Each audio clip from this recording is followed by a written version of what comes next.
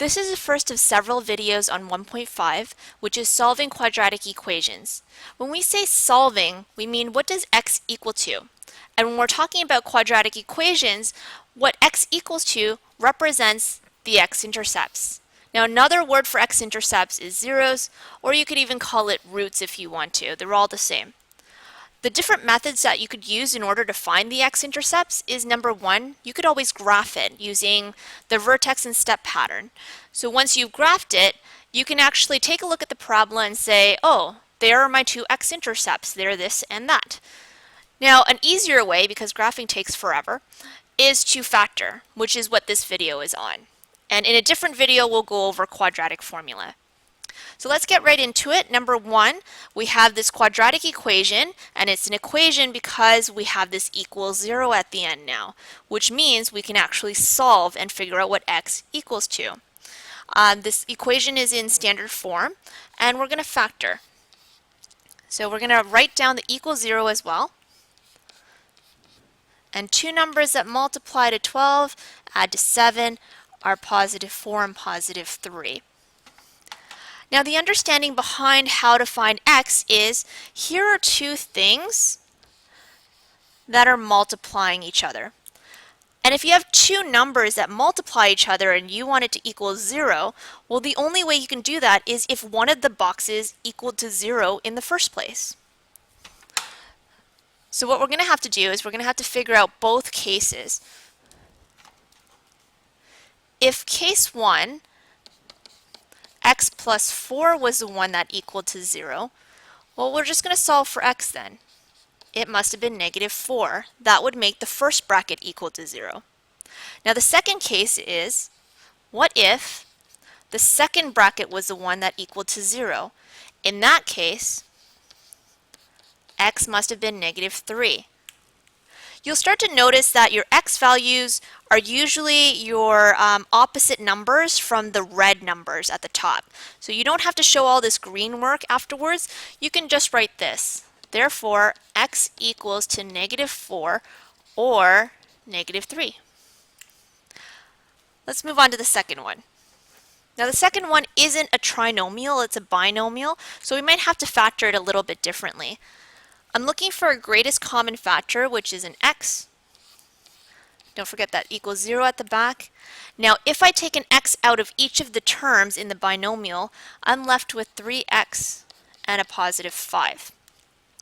Okay, so since everything is nice and factored, what we're going to do is we're going to think about our cases. Case 1, if x is the one that equaled to 0, well, there is no need to solve. You've already solved it. X was 0. In your second case, what if the second one, 3x plus 5, was the one that equaled to 0? Well, in that case, move your 5 over, you get negative 5, and divide by 3, and you're going to get 5 over 3. So your two numbers, your two x-intercepts are x equals to 0 or negative 5 over 3. Let's try another example, something a little bit more difficult. This one has fractions in it. Now what makes it ugly is all of the denominators at the bottom. In fact, why don't we write in the denominator for the last one, that's just a 1. To get rid of the denominators, it's actually quite easy. Take a look at each of the denominators, 6, 3, and 1, and find the common denominator. Well, that's probably going to be 6, the lowest common multiple. What we're going to do is we're actually going to multiply each of these fractions individually by your 6. That should get rid of your denominators. So what happens is 6 times x squared is going to be 6x squared over 6 minus 24 x over 3 equals negative 12 over 1. Okay, and what's going to happen now is each of the numbers are going to break down and your denominators are going to disappear. There you go. That looks much nicer. In order to factor, you're going to have to get one side equal to 0. So let's bring this over to the other side. Now everything is on the left-hand side. And now you can factor. Two numbers that multiply to positive 12 and they add to negative 8 are negative 6 and negative 2. And let's not do any of that extra green work that we were doing before. Let's just get right down to it. X equals to the opposite of that red number, which is positive 6, or the opposite of that second red number, which is positive 2. The last kind of question I want to go over is just a word problem. Okay, so we have a picture right here, and what we're going to do with the picture is we're going to put a mat around it. Now this picture looks like it's a 10 centimeter by 5 centimeter picture, and we want to surround it by a mat. And a mat is just a piece of paper, like a cardboard, that makes the picture look bigger in a frame. When they say the width of the mat is to be the same on all sides of the picture, they just mean that each of these widths are going to be uniform. So we'll just use X all around. And we've done this question many, many times before. The area of the mat is to be twice the area of the picture. So that sentence right there, that's going to help us figure out our equation. And then we're going to solve for X. So the area of the mat,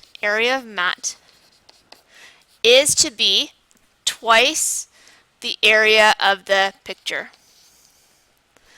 Okay, so let's start filling it in. We know the area of the picture is 10 by 5. So 2 times 10 by 5 is equal to the area of just the mat. Now that's the difficult part. The dimensions of the mat over here are your normal 10 centimeters right here, but then you're going to add on the X over here and the X over here, so we're going to add the 2X. The dimension on this side is going to be your 5 centimeters, but then you're going to add your 2X's on either end as well.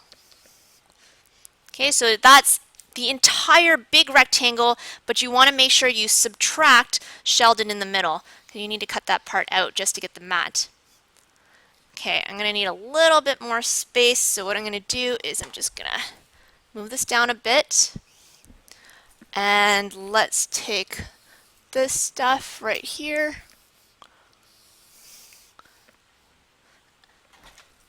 And we'll go 10 plus 2x times 5 plus 2x minus Sheldon, which is 10 times 5. All right, and then you're just going to solve for x. So we're going to have to do FOIL. 50 plus 20x plus 10x plus 4x squared minus Sheldon, minus the 50, equals to 2 times 10 times 5 is 2100. Okay, and then collect like terms. 4x squared plus 30x. These guys cancel out. And you know what? Since we know that this side has to equal to 0, why don't we move that 100 over as well? Okay, and you're going to factor. Now, this looks like a decomposition. Just to make it a little bit easier on yourself, why don't you just divide both sides by 2? And you can do that because you're going to do the same to the other side. And that's going to make your numbers just a little bit smaller, so divide this by 2, and this one and this one. 2x squared plus 15x minus 50 equals to still 0. Okay, so I'm going to do guess and check really fast. 2x and x make the 2x squared, and I'm thinking 10 and 5. No, that's not going to work. Oh, wait, no, yes it is. Okay. Plus and minus. Okay, so we get the 20, then negative 5x, and then negative 50. Perfect. All right, your last step is then to solve for x. So in the first bracket, x equals to positive 5 over 2 or your second bracket, which is negative 10. Now, since we were talking about x represents the width of the frame, it doesn't make sense to have a negative 10 width. Therefore, if you're looking for the width of the frame, the width must be 5 over 2 is about 2.5. And did we have any? Yeah, we were talking about centimeters before. Okay, must be 2.5 centimeters. And we're done.